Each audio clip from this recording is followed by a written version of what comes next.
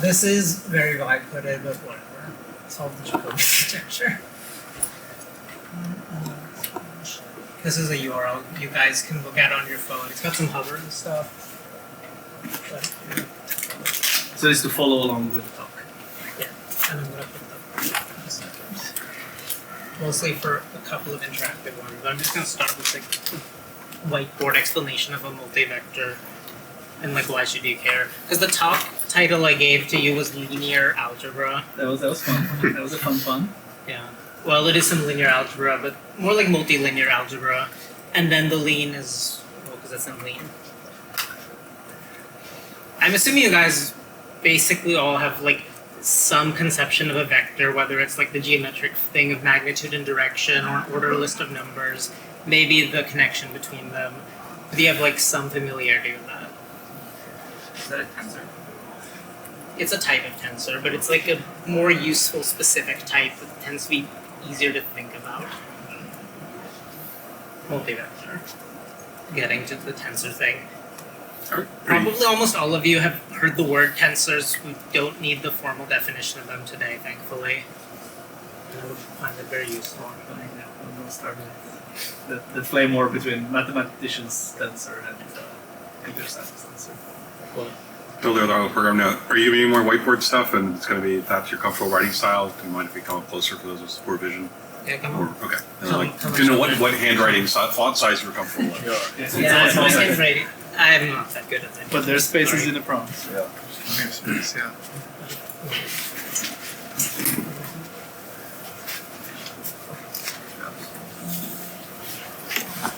Going to the tensor thing for a second, like the intuition here, you guys are probably familiar with the idea of like a vector representing a line of some kind, even in some weird space, and then a scalar as being sort of point-like, and then vectors as being kind of line-like.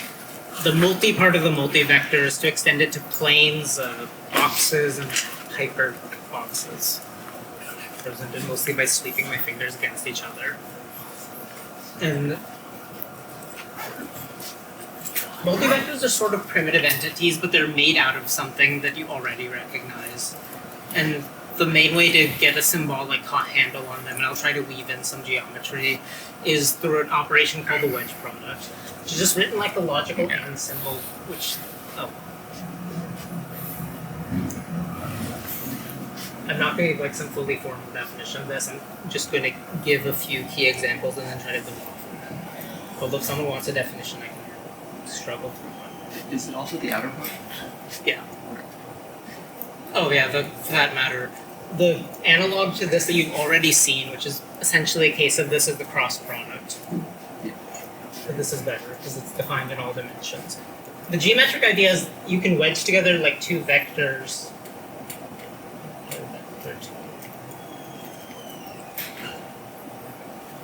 This is called the second exterior power of V, which is why I'm not digging into them. So say you have, 3D space. So it's got three basis vectors, E1, E2, E3, aka X, Y, Z. Yeah, I should make sure.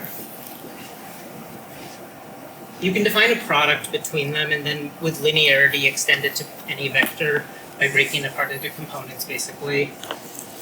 And this is called the wedge or outer product.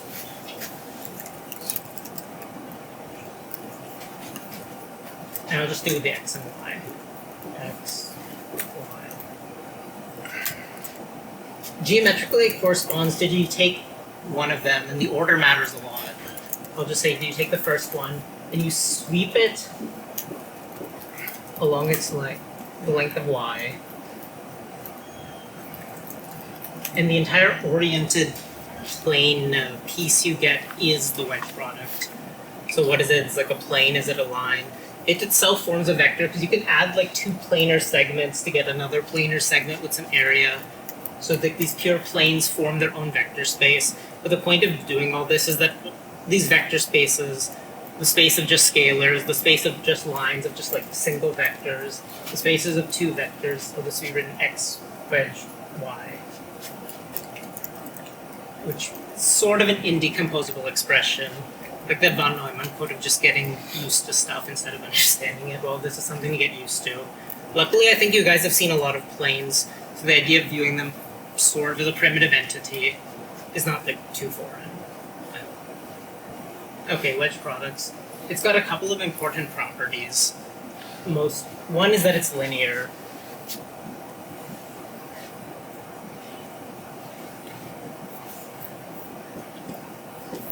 Someone in the audience just... Can you guys even see this? Okay, what is it? Anyone? X, wedge, y. Plus X wedge Z. Plus what? X wedge Z. Yes. The order matters.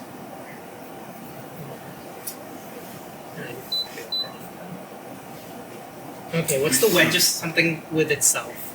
Like A wedge A for any A. 0. Yes. Why? Alternating.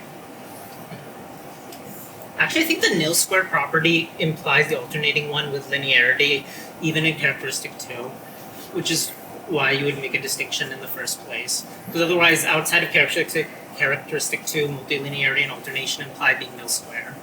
But I think nil squareness is actually a more fundamental property. Oh yeah, it's also, you can see from this geometric definition that like something wedge itself is 0 because it sweeps out no area. Let me go to the word for decimal fraction. Okay, the other important thing is actually like using this product, and you can use it like pretty quickly because the rules for it are like relatively simple. Which technically I've given all of them already, but you know, just been given the definition not enough. Go. All right.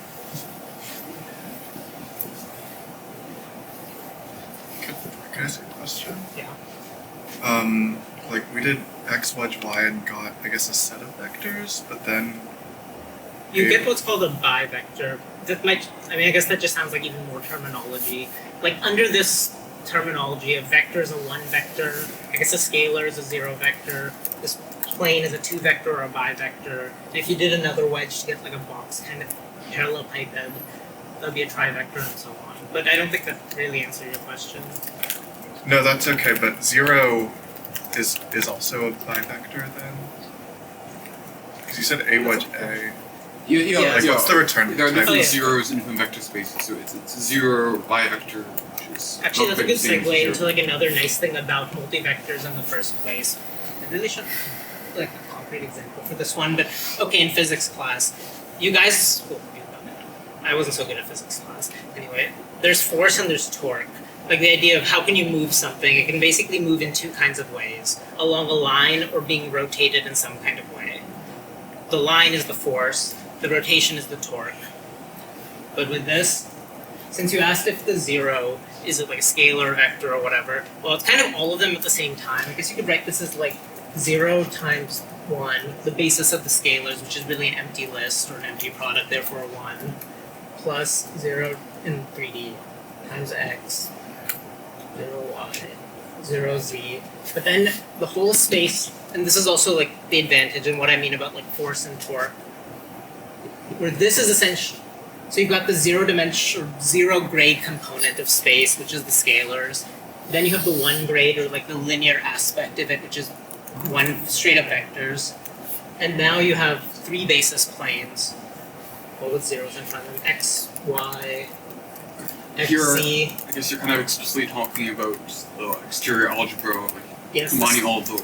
Yeah. Um, I find this just easier to think about. but you haven't spoken about it before, so you can view them all as part of one vector space.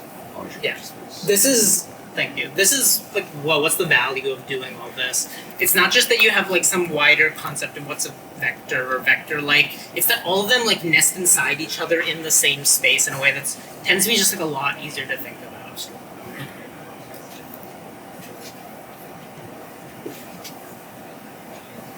And then finally there's a trivector, and because this is R3, there's only 3 basis vectors, so you run out. Do we have a name for one of these things? Like for one of these terms. Is this the multivector? Yeah, each multivector kind of refers to, actually the singletons in terms of like a basis like this would be called blades, which is a pretty cool term. Yeah, multivector is the whole thing. or any sublisting. You just tell me some phrase on like there's Yeah. there's no extra. Yeah. Some extra. So this doesn't go to R4. It goes to any dimension. Like the basic generating rule is that you would take, well, for Rn, you would take the n basis vectors. As long as they're linearly independent, this will work out. Ideally, they're orthogonal, and orthonormal, but that's not necessary. Because I mean, like imagine I'd done like I don't know some kind of like if that's the x and y axis, and I'd done like some kind of skew basis. As long as they're not in the same line or linearly dependent, this thing of sweeping out the area would still work. It's just that it will form a really ugly parallelogram. So you can formally define higher multivectors in the two-dimensional space, but it's trivial to show that they're all equal to 0. Yeah. Because then you have repeated vectors. You have x, x, y, z. Yeah. Because you have x, x, the whole thing is 0. And while this is a bit unsatisfying, going back to the physics thing, this would correspond to like force, torque. I don't know what these two correspond to, but the point here is that you can define another product called the Clifford product, where you say that this is defined on vectors. To define it on multivectors, you have general multivectors. The rule is applied recursively, but what do you say? A wedge dot B. There's more sophisticated definitions, but this is good enough for what we're talking about. Is the dot product, which you guys are definitely familiar with, plus the wedge product. But that's saying like for a line times a line is a point. Like the grades are 1, 1, 0, and 2. These look vaguely like the same symbol to points. Doesn't have. Oh, there's dots, right? Sorry.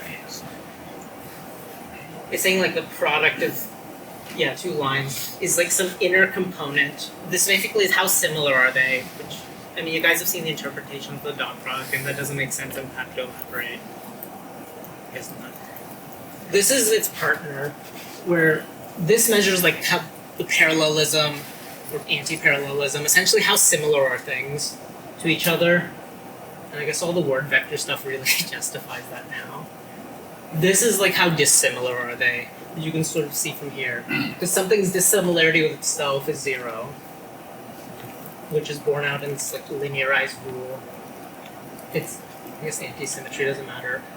And one practical benefit of keeping these two terms together instead of dealing with them separately is that in many cases you can take an inverse of the product. So like if you had just the force or just the torque in some physics problem, you wouldn't be able to invert it and find the solution. But if you have both pieces like added together, you can actually find an inverse. The inverse of a vector you can actually just see from its defining equation where it should be the this is confusing here. A, where A is an arbitrary vector, wedge dot its inverse should just be the scalar 1. And I'll just tell you what the thing is. A inverse is, unless A is 0,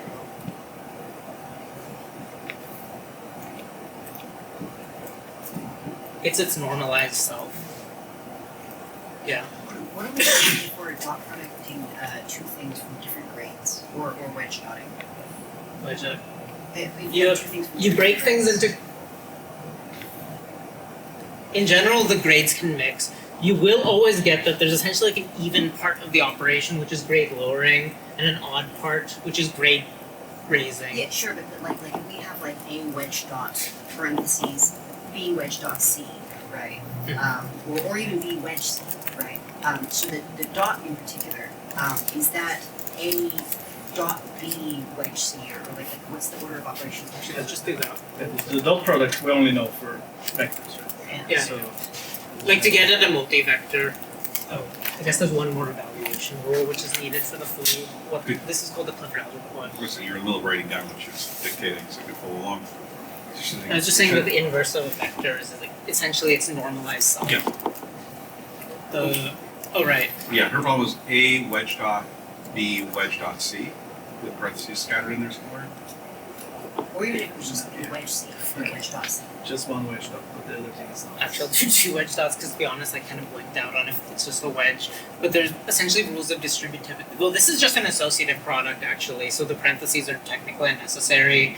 As for like the short of, well, how would you actually do it? What's the distribution, particularly around the dot product? Is the thing. It's a pain in the ass is what it is. It boils down to, like, this is two things. One, like the general rule for actually getting this done in practice and not just in theory is you can write things out in some basis and then you can extend the vector rule by multilinearity and you get, this is the last reduction rule you need, which is that if you have some basis vector wedge dotted with itself, this can actually equal any number at all, and depending on the number you pick, will tend to be. But the question I'm trying to ask you though is around what do you do with their different grades? So if it's I'm saying that you essentially that you break the higher grade to lower grade, and then you split it. But like leftmost or like because you have a bunch of different grade one first grade vectors in any higher grade term, right? So the dot product. If you're saying the dot product has to act on a first grade thing, which one does it act on? Does it act on all of them? You do a summation, or like what's the? I never remember how this exact operation is used, but the dot product to do it for arbitrary multivectors gets generalized to this. The case, so I wrote the 1 and the 1 over them. The definition I gave was just for straight up vectors. Get at it. The full product is essentially defined recursively, another thing for which computers are pretty nice. Because that means you do some product that's kind of like a tree reduction is a pain in the ass.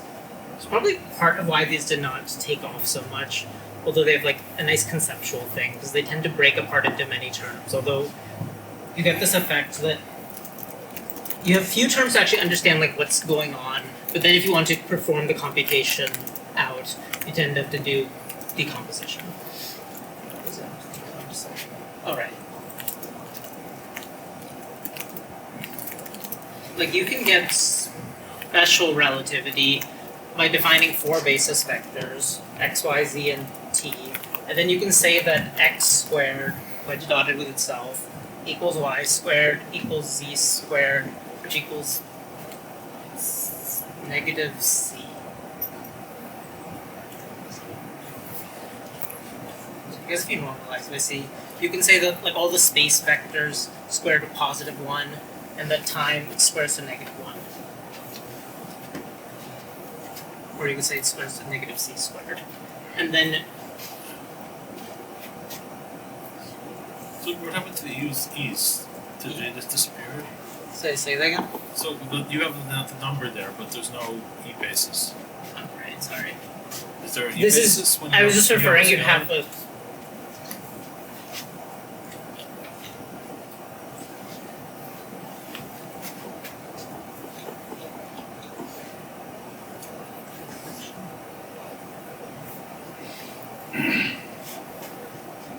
Alright, when I was writing E, the E's there for a second, I was just referring to like some arbitrary basis that's picked for like this vector space in question, where you have vectors E1 through En and they're all basis vectors.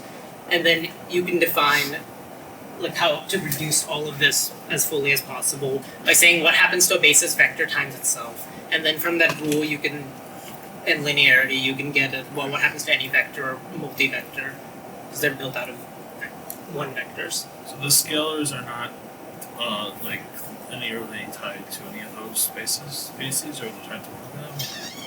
The scalars are just one way. Think of this in terms of like lists for a second. Like in 3-dimensional space, you have like 3 directions. Yeah, you do have 3 directions: x, y, and z. And this is running through like every possible combination of using and not using them for a given term. So this one is using none of them because it's a scalar.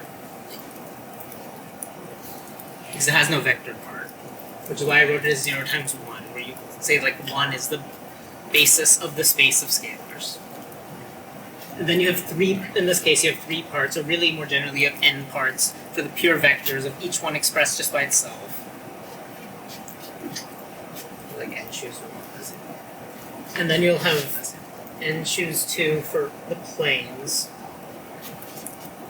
and n choose 3 for the boxes, or solids. So what happens if you add a plane to a scalar?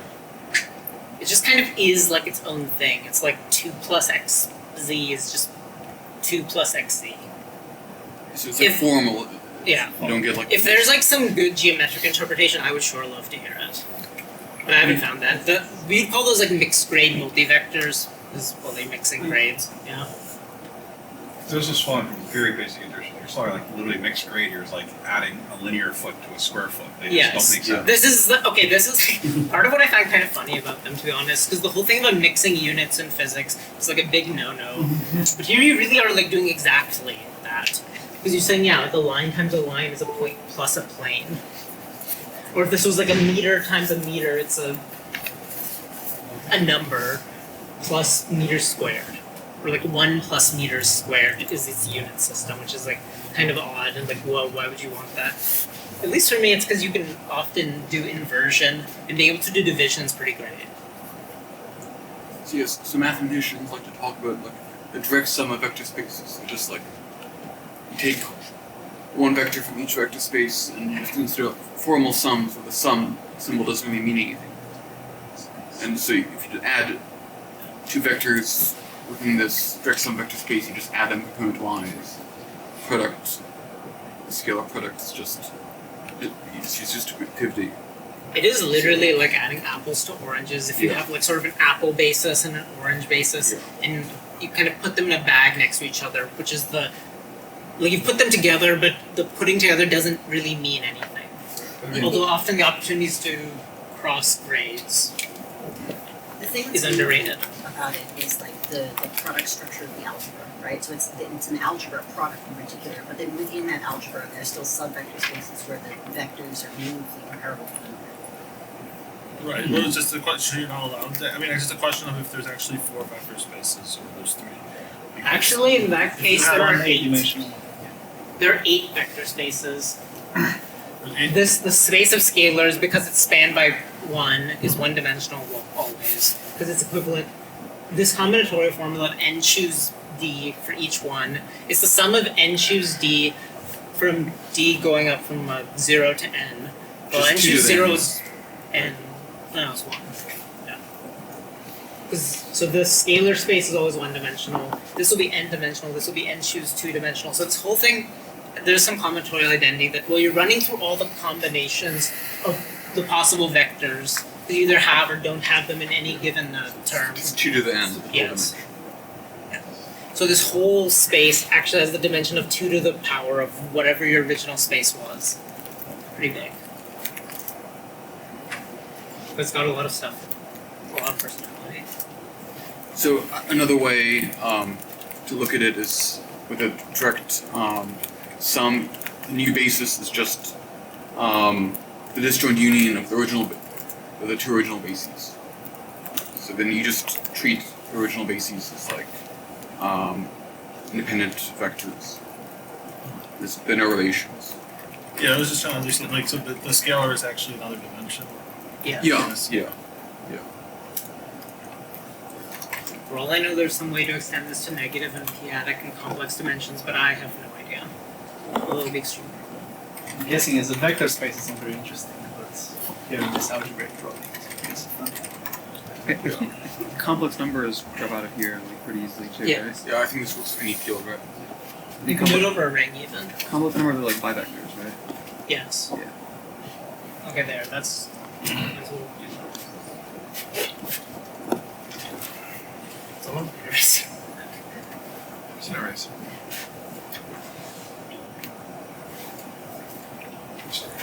Should be very far from whiteboard. God, I get it.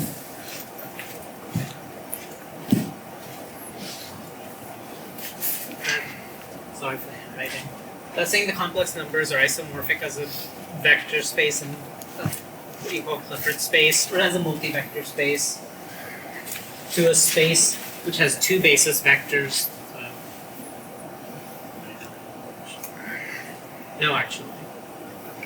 they're like the square roots of I themselves, where you would say x and y. Actually, like they're just called x and y, and they both square +1. If they square to -1, this would be 0, 2. So this is like the number of unit basis vectors that square to a positive number, and this that squares to a negative number. Which is not like some fundamental thing, but it's in the standard notation if you guys end up reading about this later. But from like the anti-symmetry rule and the usual square input. Seems naively of these CL11, right? So one of those squares to a positive number, one of those squares to a negative number. X. They're all technically isomorphic, right?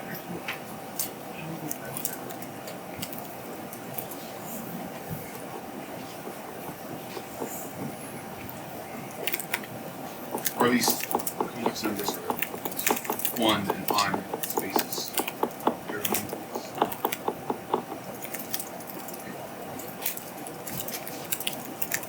I mean, if it generates the graded algebra, you don't need a generator for the one that squares to 1 anyway, right? You just have the standard, the 0 grade as well. So I guess this wouldn't that imply that this is isomorphic to then Clifford 1, 1 of like 1 and I? Because here if you have this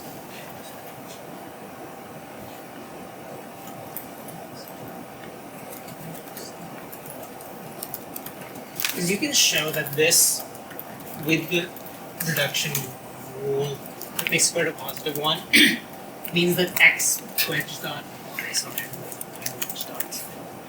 is a square root of -1. Basically because of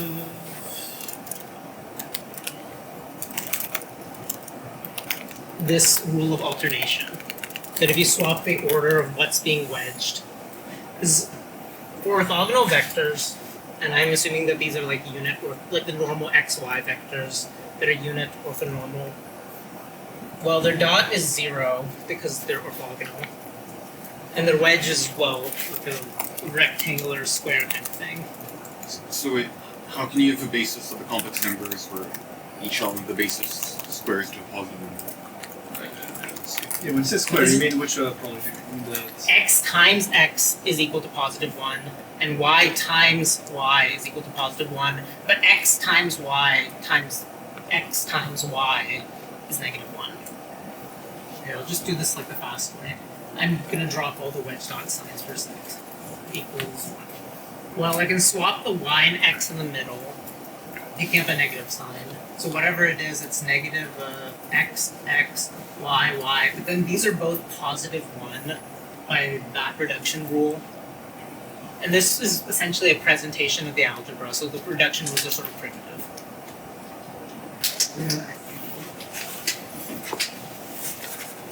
You could clarify that they're different basis vectors. But anyway, by swapping the middle argument and using the fact that it's associative, you pick up a negative sign and then these become pairs that kill each other, leaving behind -1 times 1, which is -1, saying that this whole thing is -1, and therefore is a square root of -1. Because, well, what's a square root? Something that times itself is the thing. Actually, I have that the complex numbers are CL01. Just one generator? Yeah, I, right? And then you automatically get 1, right? Because it's scale. the dimension has to be 1. It's 2 to the n, right? So it has to be n has to be 1. I think the point here is we're reconstructing by using the wedge dot representation. Say that again? Oh, just, because you can obviously do a complex plane with the CL01, but I think the point here is that we're using wedge dot rather than a normal wedge. There is some conflating when it comes to the unit basis vectors, because in practice, they'll just be like the usual orthonormal set. And there, the dot part of wedge dot will be 0 always. Wouldn't this be 4-dimensional? It has to Yeah, I generate think this might be the quaternions. by what you just wrote. X. if you add up all the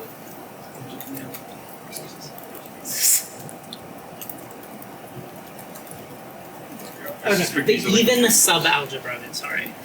Okay, this entire thing, in general, not just the complex numbers, splits into even and odd components. The even components basically corresponding to what's the same, the dot, and the odd to, well, what's wedged. Or to, if they have an even or odd number of components. So if you take the even sub-algebra, which is the scalar bit, and in this case, the bivector bit, because it has, well, 2 vectors per term. Whereas this has 3 and this has 1, so the odd bit would be these. Only the even one is a sub-algebra, and it is a sub-algebra because it contains 0 and all the relevant closure, essentially because multiplying even numbers against themselves is even. Once you start doing this stuff, a lot of stuff around parity comes up. You're always like swapping expressions to pick up negative signs and things. Alright. Is it time to see some lean, maybe? Yes, we'll see something. He'll help us, maybe. Keep us honest. This bit and this bit is the complex numbers. This bit and all 3 of these is the quaternions. Which is also why I like these, because they do nest into each other, not just in the way of counting grades, but also that they, like all these random mathematical structures that come up of real complex quaternion, the octonions too, all like nest inside each other. It's also why why quaternions are just used for rotation, because the ij and k are basis planes of 3D space, which would explain why you can define rotations in 3D space with them.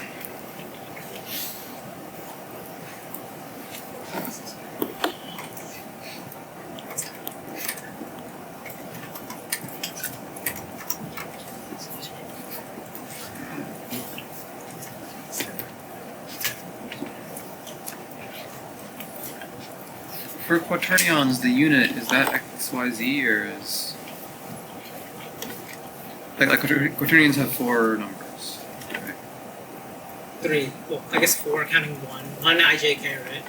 Yeah, and so is the 1 just like regular 1 or is it... 1 is regular 1, trivector? and then the ij and k correspond to the 3 basis planes. Which one depends on like your sign convention. Okay. What does the trivector do?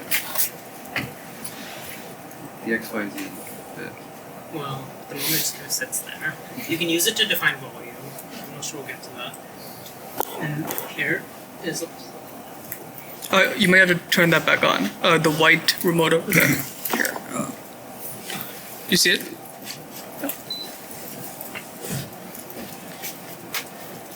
This is just a visualization of a multivector field. Split by components.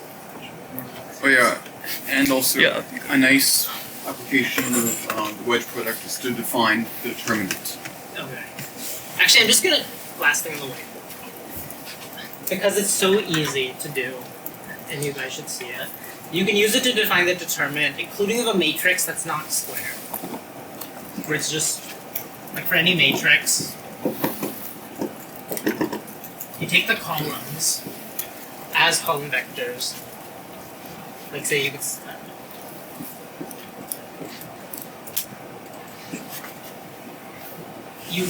you wedge all the columns against each other. So this would be like x plus 4y parentheses wedge 2x plus 5y wedge 3x plus 6y. And you guys can do this by using the swapping rule and its linearity. You'll get, the basic thing you'll get is, if the matrix is square and the determinant is not 0, then all of this stuff will cancel so that there's only one term, which is of top grade, and it has a sign. And so in this case it's like this, or would, in this case it's, if it doesn't have just one term, then it wasn't from a square matrix. But it gives a clean generalization. And by the same way that there's like 50 different conditions for something being invertible, a matrix is invertible if and only if all of its columns wedged together is not 0. Or, you know, a set of vectors is linearly independent if and only if its wedge is not zero. Not as efficient as like packed matrix algebra, but conceptually very nice.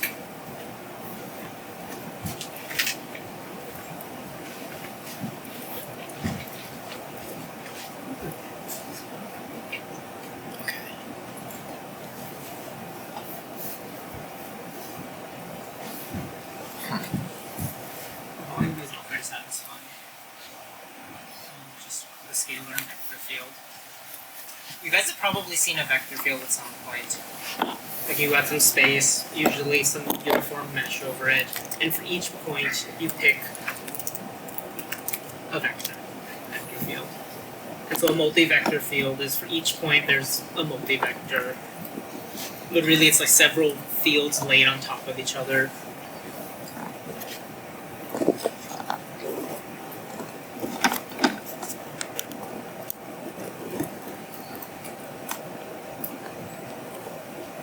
You get essentially the, I'm not going to do this on the whiteboard, that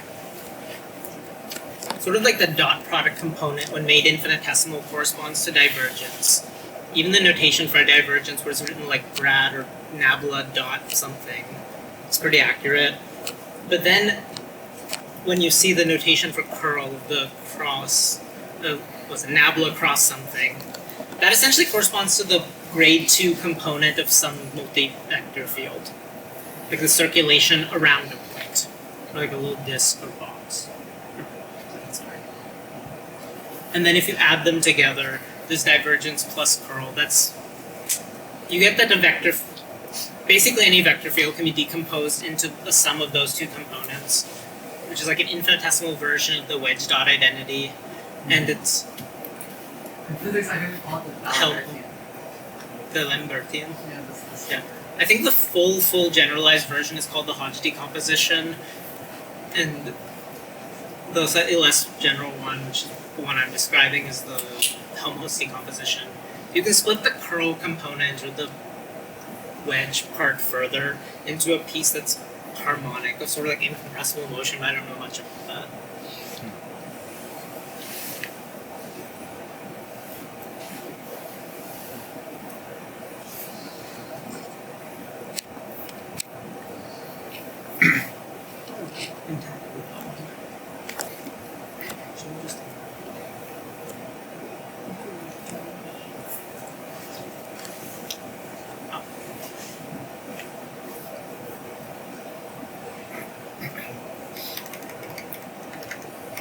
I was pretty impressed that I could get this to work. This is not to do with the math at all. This is really just like with the Lean or with Verso. It was able to do this nice like inline evaluation and hovering over terms and stuff. Not deep, but I just appreciated that about it. How does that work? Is it in a browser? Yeah, you should be able to actually go. It's that URL. Oh, sorry. You can maybe see the URL. But it's not live. It's like it just embeds the output from the. It's pre-computed, right? Yeah, it's pretty. Did you use Fable? No, I used Soul Ultra. Oh. And I found. Oh my god. This slide was inspired by, I guess, another piece of gossip from last week. The scarf thing, that company that went from Haskell to Python. Like I've had this thought a few times, like, well, now I've got a soapbox, which is that, yeah, like if you're going to use like fancy types and stuff like that, maybe it's better to not do it and just go fully dynamic. But I don't really believe that, so that starts putting you on this like inevitable road towards a theorem prover. Because you're going to end up with a type system, and then you're going to want your types to be good, which will lead you to like Hindley-Milner or some weirder thing.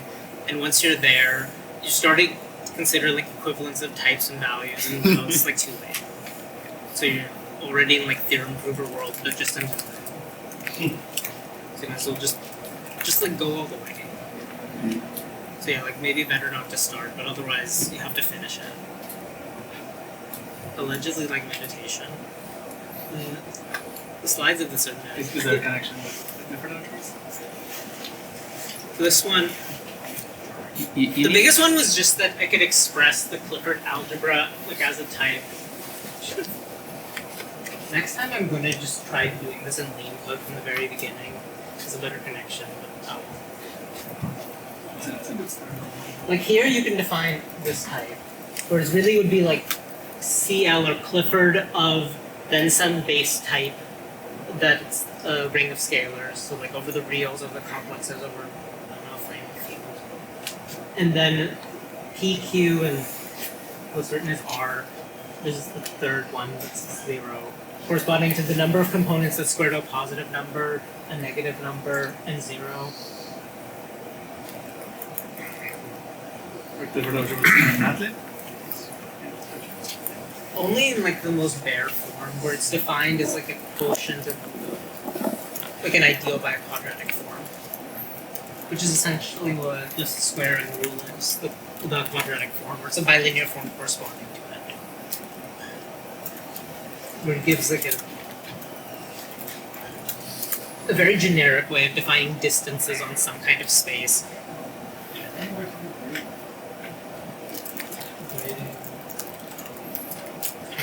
I don't understand.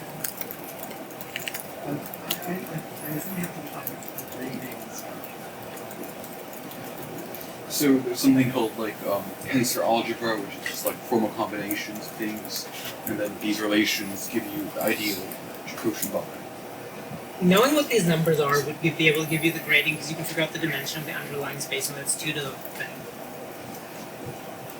Another nice thing about dependence. Can we see the code? It's gonna be dire, but let's If it's worth it. do so. Let's see if it actually.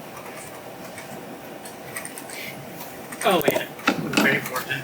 Credit to Michael Reed for creating Grassman.jl, a Julia library, which is just like shamelessly used, and then with the AI to go for just lean rewrite. Thanks, Michael.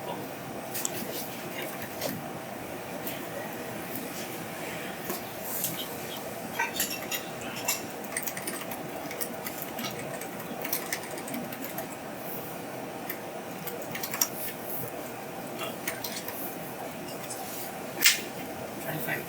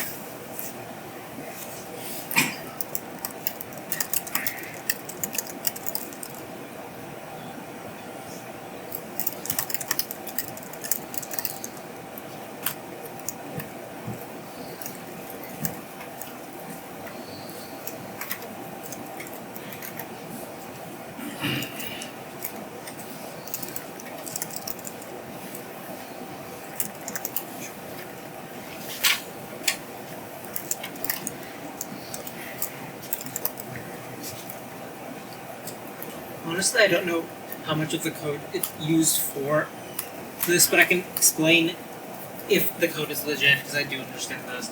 In this case,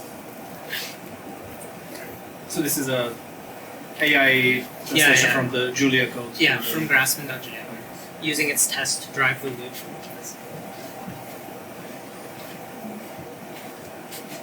Oh, here, structure of blade.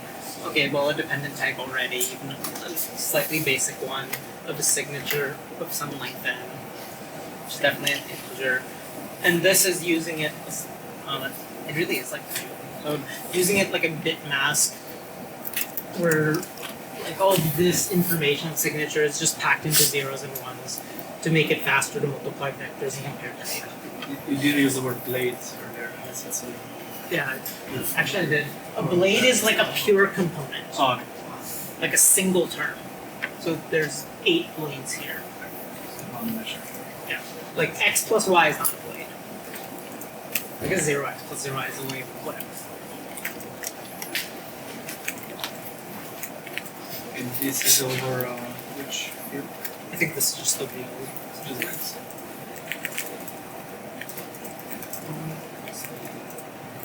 Okay, this is just doing a bunch of game. And this is, you can use it to compute, not just to prove things. Yeah, this is, and it's just focused on computation, in fact.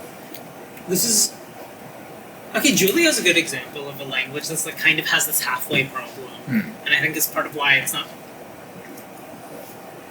why, but it doesn't, if, wild as it is, if Julia had like some kind of theorem proving capability that was pursued seriously, though God knows how they would have gotten there, I think they'd be able to go farther, because them and like Wolfram's Mathematica have basically one requirement just like Lean, which is that the thing has to be correct, because they're mostly used to do woke math stuff, and not always just pure numerics. Julia is used for a fair bit of symbolics these days, roughly speaking. But they have no real infrastructure for verifying that something's correct, because it's a theorem prover. I mean, I get why they wouldn't do it, but like kind of limits them. Especially for mathy code like this, where there's all sorts of conditions. Like even just the condition that, say, vectors should square to positive 1, establishing little things like that. Did you try to, did you ask AI to try to prove it now that's in Lean? Or? To that one, I wanted to do only the very basics. That's fine, actually. I had wanted to bring this up at the meeting. One thing that Lean has a paper cut with, that you can kind of see here, and Silene has run up against this issue as well, is that like Lean's type theory is intrinsic, and like once you're starting to do like really dependently typed programming, where this starts being like arbitrary expressions instead of just a simple constant plugged in, showing that two types are equal becomes a pain. You can brute force it with AI, but even the AI tends to go for this approach, and the Silene guy seems to have converged at this, where you just put a default argument of a powerful tactic. It's usually omega, and I guess now would be grind.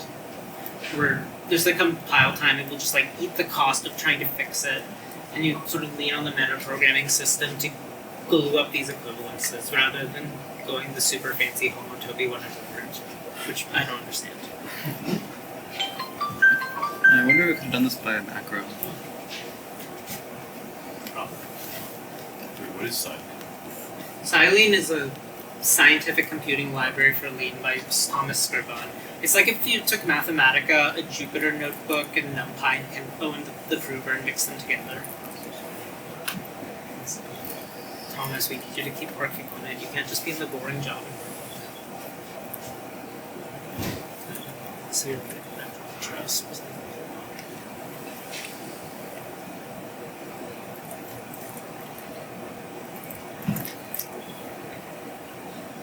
So far that was mostly just definitions. Yeah, I'm not too happy about that either. I just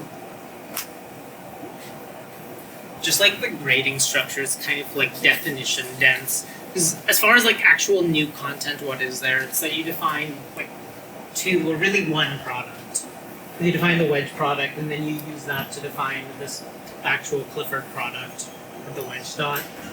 And then you use the linearity or multilinearity of it to talk about other stuff. Do you have like- like proof of like these identities that you can here? Which one like that? Distribution. A wedge A0. I feel like those should be You like could do it. one liners. I just think doing it is like the quotient of a tensor algebra and appealing to that. Can you do arithmetic with eval? Just arithmetic, like do the product or stuff.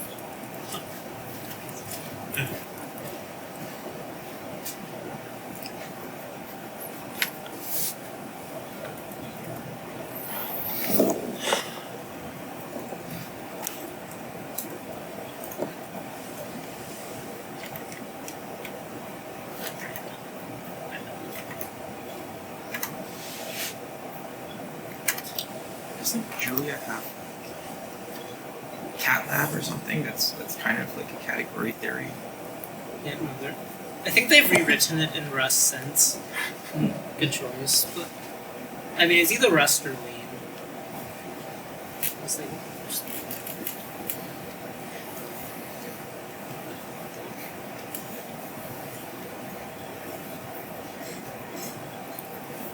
Just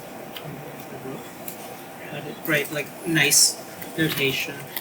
Because something I just realized with Lean is you could have a custom elaborator that actually makes like the E sub notation really work, but like work too well if anything, because it'd be some super clever thing.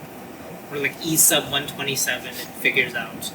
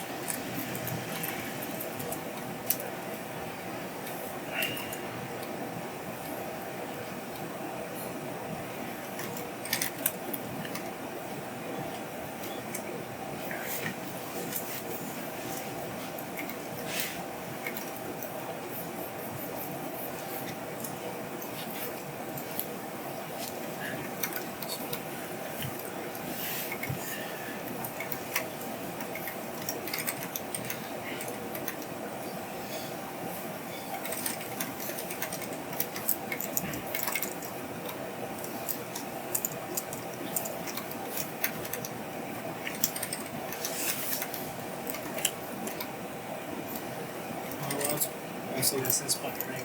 I'm going to point out another thing of, I don't know, like X very dependently type programming. Like,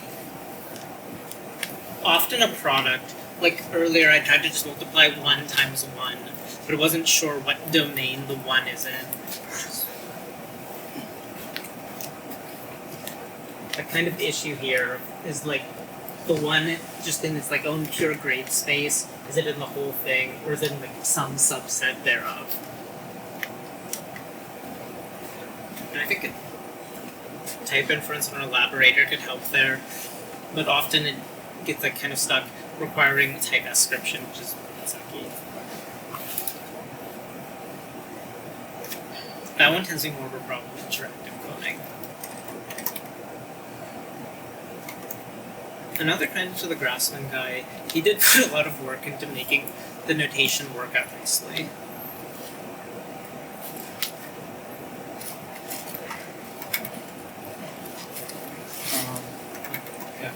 This might take longer to fix live.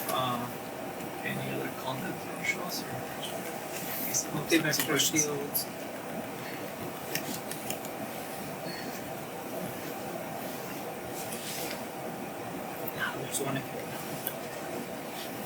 A very simple multivector field that's actually pretty famous, which is called the curve shortening flow, and its formula is just you multiply by the top grade element on the left.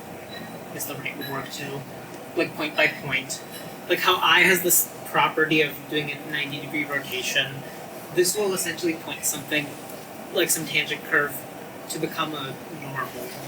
and then if you take some small step towards the direction of the curve, you'll naturally get a curve that's shortening itself. But this flow is pretty famous. But implementing it with all this is very easy because it's just capital I for the top grade term times x, and that's it. Okay, I think that's it.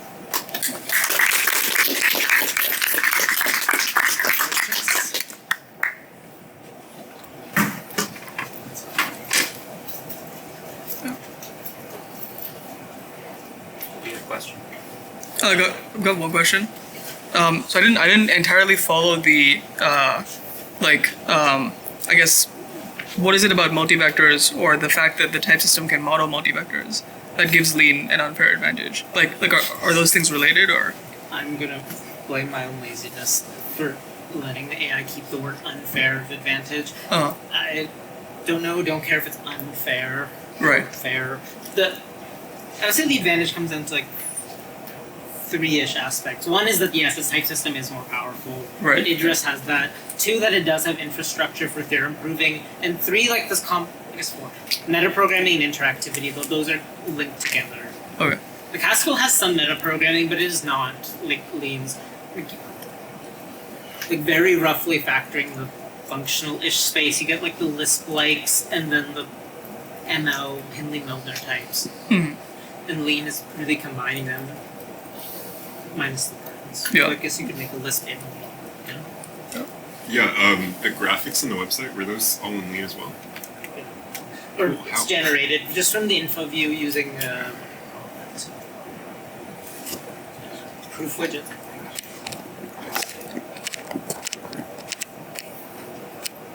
So this is cool mathematically. It's also useful if you're doing computations or. Yeah, it's like this 80-20 of a lot of the part of math that's sort of concerned with the interface between physicsy stuff. Like it has a lot of pieces that are embodied in physics, not just like little things like the force and the torque. You get, but also So a if big you part of my appeal to me is that it's still like a very general space, but actually computing, it's on this like sweet spot where you can, there are like actual computation rules that you can do like on a whiteboard, even lazily. So if you're doing some 3D, Yeah. visualization for physics or something, like would you reach for this? Oh yeah, absolutely. It's still Okay, the still formula- You don't need to go to again. Yeah, like I think you can rephrase Maxwell's formulas in terms of the wedge products, right? yeah, it breaks down to just the grad of the electromagnetic field is its current, which you can also use to show that its potential is harmonic. So I first learned this in a class on like spin manifolds, how about like Yeah, the theory spin stuff. stuff is the same thing. This is spin. No, that's a word people have heard from physics. Anything to do with spin, but it shows up also in both relativity and quantum mechanics and classical mechanics. Classical mechanics, like this whole thing about the force and the torque. Relativity, because of this like squaring rules. Sorry, for x, y, z, and t being like the whole c squared stuff. And then in quantum mechanics, the Dirac matrices are like equivalent to multivectors. I think it's somehow relating to gauge theory, which includes all modern theories of physics, gauge theories. Did Einstein not have Clifford Algebras? That's why he just. They did in fact exist by then, but no, I don't think he knew them. The wedge stuff was based on Grassmann's work, which is why there's at least one library named after for him. Then Clifford realized about 50 years later, in the 1890s, that if you basically you combine the inner product, something equivalent to this understanding, then you would get the complex, the quaternions. I think that was the specific connection that he found interesting. Because Hamilton had already put in work towards quaternions, and then people were wondering what's the relationships between all these kind of exotic number systems. This whole thing of squaring to positive, negative, or zero is like a nice way to organize stuff. I mean, I just use it to organize general relativity, special relativity. You get general relativity by basically making this infinitesimal and applying it over a manifold. There's also a relationship between Clifford and tensor algebra, right? Yeah, but the tensor algebra is a free algebra, so everything will be a quotient of it. Everything's related to the tensor algebra. Okay, got it. Too general. Or too broad. That's the other thing. Like, yeah, you could use the tensor algebra, but this tends to have stuff that has like some kind of physical interpretation, which, if nothing else, helps with intuition, while usually not excluding cases of interest. If anything, it's like giving up a bit of generality to get like quite a lot of power. I wonder, like, if you could define in Lean Clifford algebras in terms of quotients over tensor algebras, and like that would They give are you. defined. Yeah, they are defined that way. The standard abstract mathematical way to do it. Got it. Which And, like, kind of limits their computing stuff, you know. so what is the quotient that they're? So you have an ideal generated by these relations, and you use the quotient by the ideal. Like, what is the quotient? Oh, Like, this what are we associating So in the tensor algebra to get a quotient? So basically, if anything differs by an element of an ideal, they're considered the same. That's what a quotient is. You weaken the notion of two equivalents. Yeah, it's an equivalence relation, which defines a new notion of equality of elements in the quotient. Well, I know what a quotient is, but like what is that quotient? So what specific terms in the tensor algebra are you associating? Are equivalent. Yeah, so x is equivalent to y if the difference is an ideal. He's asking what's spelling out the ideal, Yeah, but the somebody ideal. just needs to do that. I think nobody gets Yeah, it. Like, just Google it's a it. bunch of. Yeah, the ideal is the thing generated by the relations. So with all linear combinations, with all. You're just gonna have to Google it. Dude. Okay. It's, in the, I know it's in the wiki page for Clifford Algebra. Got it. I've looked at it. I sometimes forget. Just Are we the, gonna even the talk about- tensor algebra is an ideal of the free algebra. Yeah. How many universal property now? Or is that also too much? The universal property of this, which actually the wiki page explains as well, is that But in my opinion, the universal property is I don't not have the exact one off my head, but it's like roughly one of the most general ways of just like putting some kind of notion of size or in a linear kind of way on a space.